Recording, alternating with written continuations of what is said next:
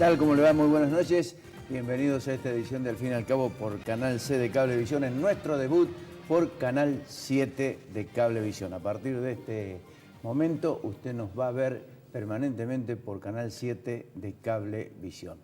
Esta noche vamos a desarrollar, como es habitual, la columna de Alfredo Blanco, el análisis económico sobre el tema de la inflación. ¿Quién resuelve sobre la inflación? ¿El Banco Central de la República Argentina, Federico Sturzenegger, o Economía, que no se sabe quién es verdaderamente el ministro de Economía, hecho que ya Blanco puntualizó en algún determinado momento aquí? Vamos a hablar de educación, empleo y el futuro tecnológico con el ingeniero Héctor Ayaza, que es decano de la Facultad de la Universidad Tecnológica Nacional de la Regional Córdoba. Y vamos a hablar de Córdoba, la corrupción sin justicia, zona liberada para la impunidad, con los legisladores Liliana Montero, Juan Pablo Quinteros y Aurelio García Elorrio. Auspicios, cuando regresemos, comenzamos a analizar la economía con Alfredo Blanco. Auspician Al fin y al cabo. Consejo Profesional de Ciencias Económicas. Fonobús. Lo que buscas en cada viaje. Mariano Britos y Asociados te ofrece el plan Mi Primer Casa o Mi Primer Departamento con la cuota del valor de un alquiler. Bancor. Subico, un gremio fuerte. Conducción Gustavo Pedroca. Defensoría del Pueblo de la Provincia de Córdoba. Estudio Jurídico del Dr. Carlos Nagy, abogado penalista.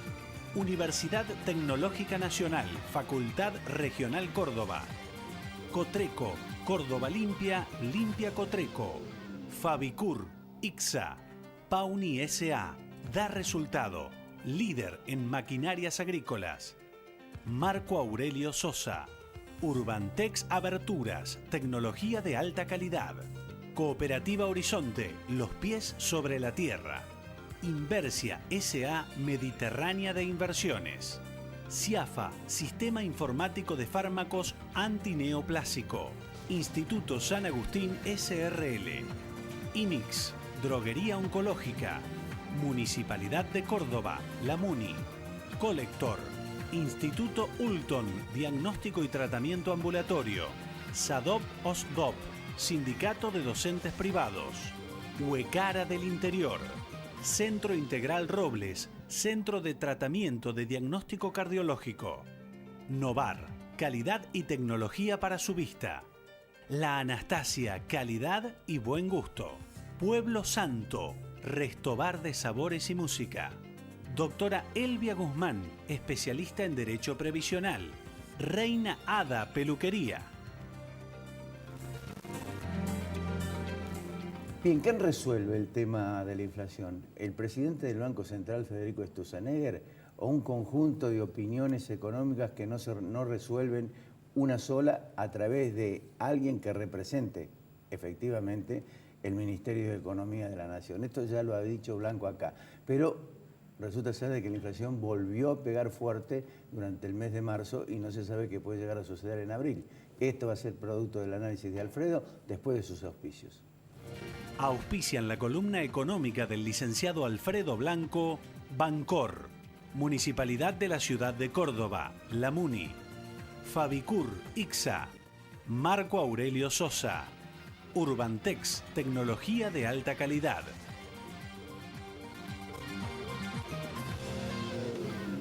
Alfredo, ¿cómo te va? ¿Qué tal? ¿Cómo estás, Ricardo? ¿Cómo andamos? Bien, bien. Decías recién que el tema de la inflación vuelve a ser un problema serio. Históricamente, digamos, si uno mira los datos de inflación en la Argentina, desde finalizada la Segunda Guerra Mundial hasta el año 75, Argentina tuvo 30% anual de inflación, ¿no? En el 75, junio del 75, después del Rodrigazo, entre el 75, junio del 75 y junio del 85, que es cuando salió el Austral, sí, Argentina tuvo 3 cifras de inflación todos los años, ¿no? Tuvimos los 90, en el cual la tasa de inflación con la convertibilidad bajó, y en el gobierno del presidente Kirchner comenzó con una tasa de inflación relativamente baja hasta el año, digamos, 2006. Si uno miraba los datos, veía que el índice de precio del consumidor venía creciendo, había allí un problema que no alcanzaba a resolver, Y finalmente la decisión que tomaron fue obviamente la peor, que fue negar la existencia de la inflación. A partir de enero de 2007 el índice de precio del consumidor ya está manipulado, en fin. Y bueno, y así transitó hasta que el gobierno de la expresidenta Fernández en realidad entregó el gobierno sin decir el INDEC una cifra que fuera creíble. ¿Qué pasó después? Hubo esa especie de apagón informático en el INDEC, hasta tanto Todesca, digamos, ordenar un poco y comenzó a salir el índice. Bueno, ¿cuál es la apuesta en realidad que tiene el gobierno? ¿Qué es lo que prometió el gobierno que iba a hacer, además de resolver el problema del frente externo, digamos, unificar el mercado cambiario, resolver el tema de los holdouts, etcétera? Dijo, bueno, una vez que hagamos esto, en realidad no va a pasar mucho a precios y vamos a tener una economía más estable y eso va a recuperar el poder de compra de los asalariados. Bueno, eso no ocurrió, obviamente, ¿no es cierto? 2016 fue un año en que los salarios perdieron contra la inflación, pero la tasa de crecimiento de los precios daba la impresión de estar desacelerándose, ¿no? Vamos a ver unos números. La pregunta obviamente es, le voy a pedir, digamos, ¿hasta cuándo va a haber inflación? Eso es, a mí me parece que hubo una generación que nació sin que tuviera inflación en Argentina, digamos, durante el periodo de convertibilidad, pero muchos tenemos el recuerdo de la inflación anterior a eso. ¿Qué es lo que planteó el gobierno? Y vamos a ver las metas que tiene el gobierno establecida. El gobierno dijo, bueno, el Banco Central de la República Argentina es el organismo que va a controlar que no pierda valor la moneda, que es como una forma inversa de decir que no haya inflación. Y fijó estas metas, esto está tomado del programa monetario en realidad, y vemos que de enero del 17 a diciembre del 17 el gobierno dijo, vamos a tener una banda que va entre el 12 y el 17% de inflación. Así es. En el 18 vamos a tener entre el 8 y el 12, y en el año, desde diciembre del 18 a diciembre del 19, la tasa de inflación va a estar entre 3,5 y 6,5, probablemente en 5%, ¿no? Bueno, ya estamos en el 17. ¿Cuál es la probabilidad de que eso efectivamente ocurra? En la siguiente imagen vamos a ver este gráfico, nosotros lo mostramos, porque este es el relevamiento de expectativas de mercado que hace el Banco Central. Así es. Y fue cuando las expectativas había llegado al 2,5% la inflación, el trazo negro son datos, el trazo rojo es la mediana de las expectativas. Bueno, y se esperaba, en febrero, que en marzo la inflación fuera 1,8. La mayoría de las estimaciones privadas empezaron a decir, no, va a dar arriba del 2%. ¿No? Me acuerdo que habías traído un cuadro donde Ferrer es 1,9, claro. Analítica 2,3. Salvo Ferreres, el resto estaba de 2,2 para arriba, que parecía mucho. En realidad, en ese programa, el programa pasado, nosotros dijimos, bueno, se va a conocer hoy, porque justo se conocía ese día el dato del IPC, y puede ser una buena noticia para el gobierno si del 2,5 ha bajado al 2 o al 1,9, pero no si llega a tener los valores que algunos estimaban. Bueno, lo que en realidad pasó, que está en la placa siguiente, lo que en realidad ocurrió fue que la expectativa era 1,8, pero el dato de INDEC 2,4. Muy mala noticia para el gobierno, porque obviamente, digamos, cuando uno habla de la inflación y dice, bueno, ¿qué es lo que explica la inflación? Bueno, hay un conjunto de explicaciones monetarias, ¿no es cierto? Y hay otro conjunto de explicaciones que no son monetarias. Por supuesto, está el problema del gasto público, cierta dosis de imprudencia fiscal ha llevado a la Argentina a tener un déficit como porcentaje del producto muy alto, pero hay otros factores, como son las presiones inflacionarias por los costos, pero además hay dos que yo diría no se deberían descuidar. Uno es el componente inercial que tiene la inflación. Es decir, cuando hay inflación, hay variables que se ajustan sobre la base de la inflación pasada con prescindencia de que la inflación esté bajando. Deme un ejemplo. Si mañana, por un acto milagroso, no aumentara ningún precio, de todos modos va a haber algunos precios que van a aumentar porque tienen un ajuste. Por ejemplo, el mecanismo de actualización del sistema previsional. Claro, Bueno. claro. Entonces digo, el tema inercial es importante. A tal punto es importante que cuando se viene de inflaciones altas, como fue digamos, con anterioridad al Plan Austral, por ejemplo. El Plan Austral fue un programa que además se preocupó de quitar inflación. Cuando se hizo la reforma monetaria, se trató, por eso se hizo una tabla, muchos televidentes no la recordarán, pero nosotros sí, que se llamaba el desagio. Porque trataba de quitar el componente inercial que tenía un contrato hecho antes. Y el otro componente muy importante son las expectativas. Con 2.4, obviamente las expectativas inflacionarias tienden a subir. Así es. Y eso es muy, muy mala noticia seguramente para el gobierno. ¿Cómo era ese 2.4? ¿Cómo fue en realidad? Y en la imagen siguiente vamos a ver que ese 2.4 estuvo lo que se llama la inflación núcleo, lo hemos explicado varias veces, es decir, no están ahí ni los precios de las tarifas, los regulados, ni los productos estacionales. Digamos, la explicación de la inflación de 2,5 que había habido en febrero era fundamentalmente por el ajuste de tarifa y los regulados. En este caso, de nuevo los regulados empujan para arriba el índice, pero también hubo un aumento grande de estacionales, claro, ¿no? La inflación núcleo sigue siendo un 8%. Supongamos que solo existiera núcleo y se mantuviera en 1.8, que es el dato que estamos viendo. ¿Se cumple la meta? No se cumple la meta. En realidad la inflación total, el IPC total... el fondo la ha dado por 21,5 puntos. Ahora la vamos a ver. En realidad, digamos, la posibilidad de llegar al 17, que es el techo de la franja, hubiera exigido que arrancáramos con el 1.3 desde enero hasta diciembre. Claro. En realidad, después del dato de 2.4, la única forma que se cumpla la meta es que de acá a diciembre tengamos 1% o menos, lo cual, digamos, es poco probable. Decías vos, el Fondo Monetario tiene por esta semana una reunión en la cual presenta sus proyecciones, el outlook del fondo, donde salen proyecciones de todos los países del mundo, de crecimiento, de inflación, etcétera, etcétera. Esta imagen que está ahora, que sale ahora, la siguiente, es en realidad la proyección que ha dado el fondo hace algunas horas, en la reunión para Argentina. Claro. Para Argentina ha dicho la inflación va a ser 21.6. Y le baja el perfil al crecimiento que tenía el país. Y crece 2,2. De todos modos, que crezca es una buena noticia. Es buena noticia, sí. Recién me decía acá un compañero del piso, trata de dar alguna buena noticia. Bueno, 2.2 es buena noticia en relación a la caída del 2016. O sea que es una buena noticia. Es una buena noticia. Pero de todos modos, lo más relevante de esto, y más allá de que el Fondo Monetario no es tampoco... no es pitia, aquella pitoniza que hacía los anuncios. Y, bueno, no es eso. Y muchas veces ha sido criticado porque se equivoca en las proyecciones. La crisis y todo ese tipo de cosas. Esa vieja broma que dice el fondo ha anunciado o ha acertado 6 de las últimas 4 crisis. Claro. Pero de todos modos es un indicador, esa es una cosa que miran los operadores, digamos. Estamos pensando que la inflación es 21-22%. Sí, como mínimo. Si la inflación es 21-22%, obviamente el central va a seguir haciendo lo que hizo. Nosotros estamos grabando 2:10.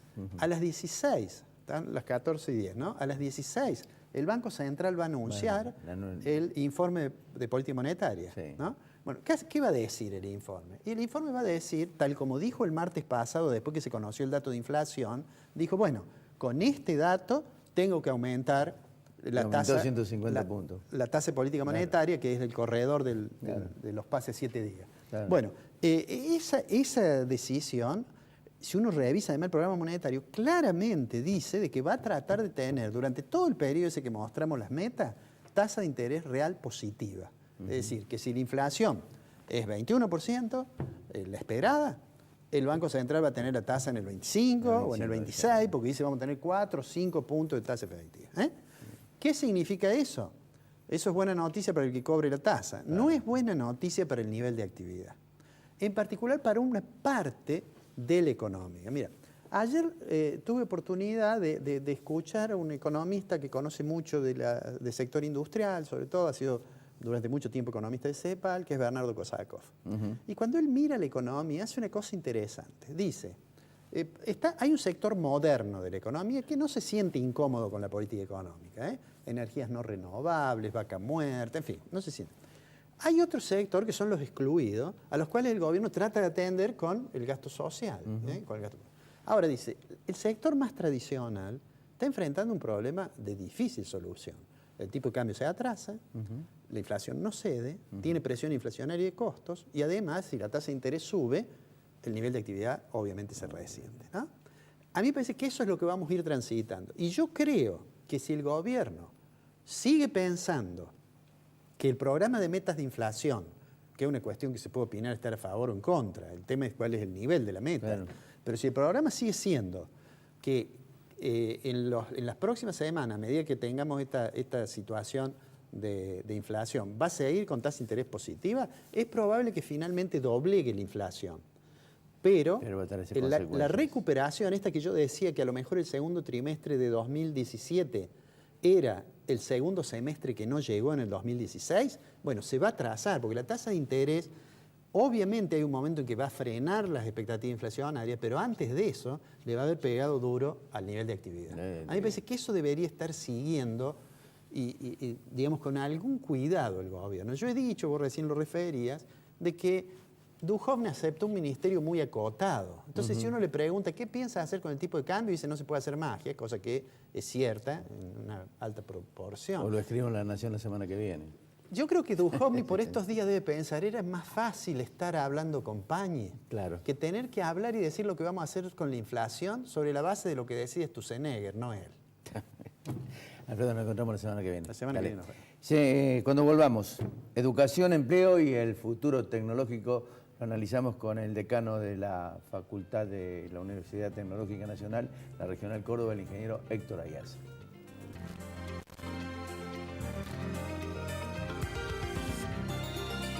Blanqueo y moratoria. Aproveche ventajas y disminuya riesgos. Consulte a un contador matriculado. Consejo Profesional de Ciencias Económicas de Córdoba.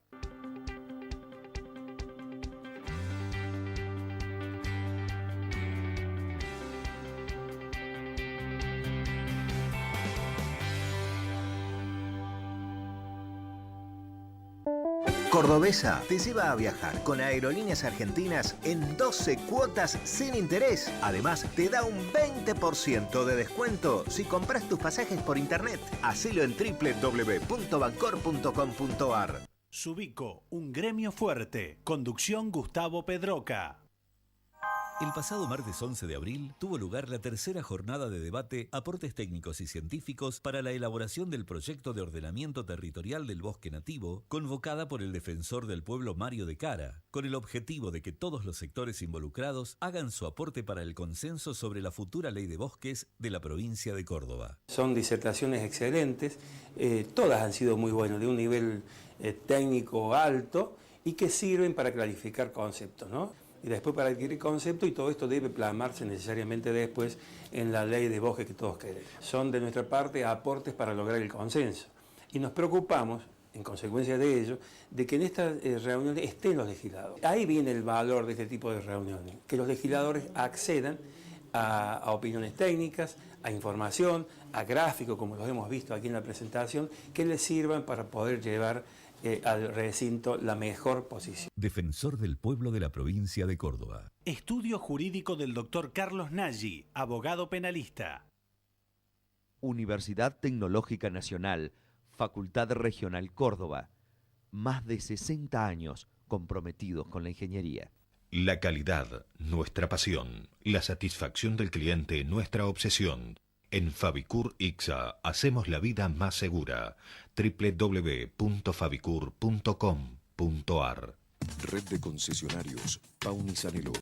Hola, soy Cotrequito. Quiero darte unos consejos. No arrojes residuos en la calle. Usa los cestos papeleros. No tires residuos en terrenos baldíos. Y los días feriados no saques la basura. Recordá que mantener esta ciudad limpia depende de todos. Ciudad limpia, ciudad mejor. Cotreco, higiene urbana. www.cotreco.com. Centro Tomografía Computada Córdoba Sociedad Anónima. Instituto Ulton, líder en diagnóstico por imágenes. Primer instituto de cirugía ambulatoria mínimamente invasiva del interior del país. Avenida Vélez Arfiel 562, Córdoba, Argentina. Teléfono 0351-426-7700. Plan Primer Casa de Britos y Asociados. Construcción tradicional, 50 metros cuadrados. Un dormitorio, con cuotas del valor de un alquiler, en tu lote o en el nuestro. Consultanos. Llama gratis al 0800 777 5022.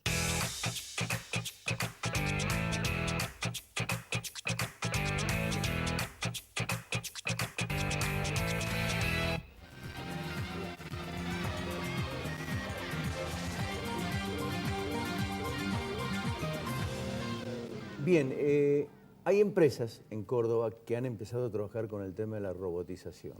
Es decir, las que están vinculadas particularmente con la industria automotriz han empezado a incorporar el sistema de robots que reemplaza naturalmente a la fuerza humana, al trabajo personal. Por cada robot, dicen, habría que corroborarlo, se reemplazan 3 personas o 3 empleados vinculadas a la misma tarea. Es decir, si es así como se han encontrado 20 robots, van a quedar 60 personas fuera de todo esto. Ahora bien, el problema hacia el futuro, teniendo en cuenta el actual nivel de educación que se imparte en la República Argentina, junto con la incorporación de empleo sin el aporte tecnológico, me parece que es el aporte, o mejor dicho, el debate hacia el futuro. Y queríamos precisamente dialogar sobre este tema porque es preocupación de al fin y al cabo de nuestro programa, no de ahora sino de mucho tiempo, y lo queremos seguir teniendo como preocupación. Hemos invitado al decano de la Facultad Regional Córdoba de la Universidad Tecnológica Nacional, Héctor Ayaza, porque precisamente la Universidad Tecnológica Nacional es la que forma precisamente los ingenieros que el día de mañana cumplirán la función de manejar o de instalar o de promover esa tecnología que puede llegar a reemplazar al empleo. Héctor, ¿cómo te va? ¿Qué tal? ¿Qué tal? ¿Cómo estamos hoy? Con una educación que no empieza, con chicos que no tienen clases, que se discuten paritarias, salarios y no un modelo educativo. Esos chicos, mirando hacia el futuro, ¿qué posibilidades de empleo tienen con este avance impetuoso de la tecnología en todos los niveles? Sí. Bueno, es claro, la introducción que estabas haciendo pone en evidencia que esto que no es nuevo en el ser humano, en su evolución, que es precisamente la evolución tecnológica, en su momento fue el maquinismo, la era industrial, se reemplazó la fuerza bruta por la fuerza trabajada, ocurría en lapsos de tiempo importante, entonces el margen de adaptación que tenían las personas a evoluciones, digamos que se expresaba en periodos de tiempo muy largos. Lo que ha ido cambiando fundamentalmente es el tiempo en el que ocurren los cambios. Solamente hay una forma de que esto se enfrenta, y no quiero hablar de que se enfrenta, sino que se genera, porque hay otro error conceptual, formar ingenieros capaces de adaptarse a los cambios. Yo quiero formar ingenieros que sean protagonistas de los cambios. Claro. Hay una apreciación distinta. Pero vuelvo al planteo. La única respuesta es educación, educación y en los ratos libres, educación. No hay otra respuesta. Yo cuando escucho que los parámetros de discusión son 180 días u otra problemática, creo que deberíamos estar discutiendo en todos los niveles, en particular, en el caso nuestro, es una gran responsabilidad porque estamos formando los ingenieros que van a ejercer la profesión en un momento de la historia del lugar en donde tenga que ejercer la profesión, que no sabemos exactamente cuáles son las condiciones. Entonces, el único antídoto que hay para ello es erradicar por completo la cultura de la información que siempre predominó en los sistemas educativos por la cultura de la formación. Eso es la herramienta que no tiene fecha de vencimiento y que va a permitir entonces generar cambios, protagonizar cambios, adaptarse a cambios, participar, no quedar excluido. Pero luego también no queda solamente desde el punto de vista del campo ingenieril, sino de todos los habitantes. En realidad no va a haber un desplazamiento del ser humano como motor de actividad. Lo que va a haber es un cambio de la actividad. Entonces, vos mencionabas recién, un robot va a reemplazar, por ejemplo, 3 puestos de trabajo. Y yo digo, un robot va a generar muchos puestos de trabajo de quienes sepan mecatrónica. Claro. Un robot va a generar muchos puestos de trabajo en los talleres de mecanizado que se genere la mecánica fina que compone ese robot, o en las plaquetas de los circuitos impresos que comandan ese robot, en el control y la automación de ese robot, o en la tecnología que corresponda. Bien, te pido ahí, ¿con esta educación se puede? No, evidentemente que nosotros estamos con un proceso, digamos, el sistema educativo argentino viene arrastrando un problema que no es de un gobierno, de una década, de un proceso de un año, es de muchísimo tiempo. Pero cuidado, no tan histórico porque en un momento estábamos a la vanguardia en el planeta, ¿no? Sí, Esto no viene de 1810, no nació en el Cabildo el problema educativo en la Argentina. Entonces, nosotros ocupamos un lugar preponderante en alfabetización y seguimos ocupando un lugar preponderante en la calidad de los profesionales universitarios que el sistema universitario argentino genera. ¿Dónde estamos teniendo el problema? En la cantidad de jóvenes que no llegan a formar parte de esa graduación del sistema universitario, que quedan en el camino, en el sistema inicial, en el sistema medio o en la educación superior. Y esto me parece que se resuelve con un compromiso de todos los actores. Yo, a modo didáctico, digo, una gran Moncloa educativa. Papá y mamá no pueden estar ausentes de esta Moncloa educativa. Gobierno no puede estar ausente. Los protagonistas, que son los niños, los docentes, los gremios, todos tenemos una responsabilidad. Acá estamos en presencia de un problema que se viene abordando, creo yo, de manera equivocada. Hemos hecho una cultura del diagnóstico y el diagnóstico es importantísimo, pero está demostrado que el paciente con el diagnóstico no se cura. Lógico.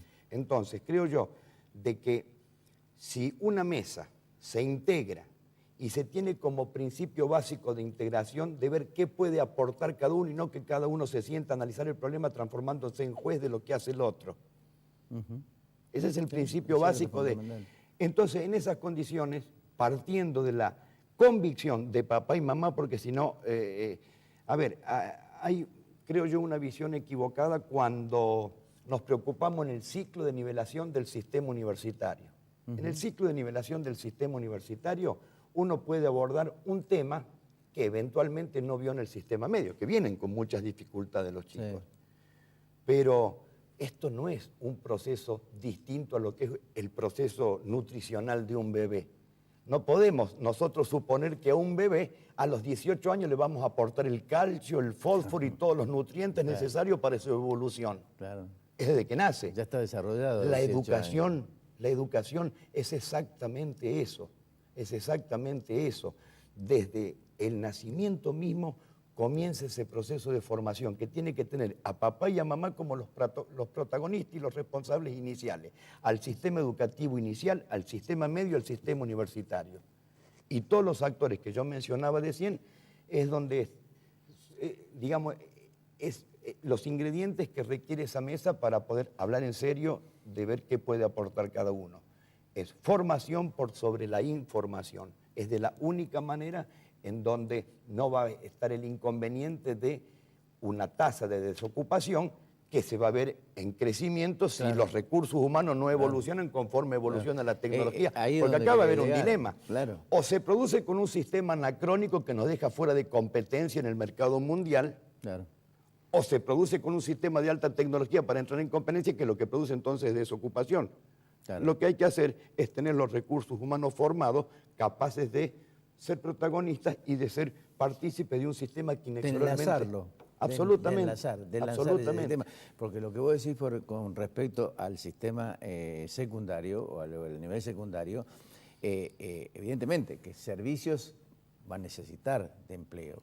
El Estado va a ser otro recurso del empleo, el comercio otro recurso de empleo.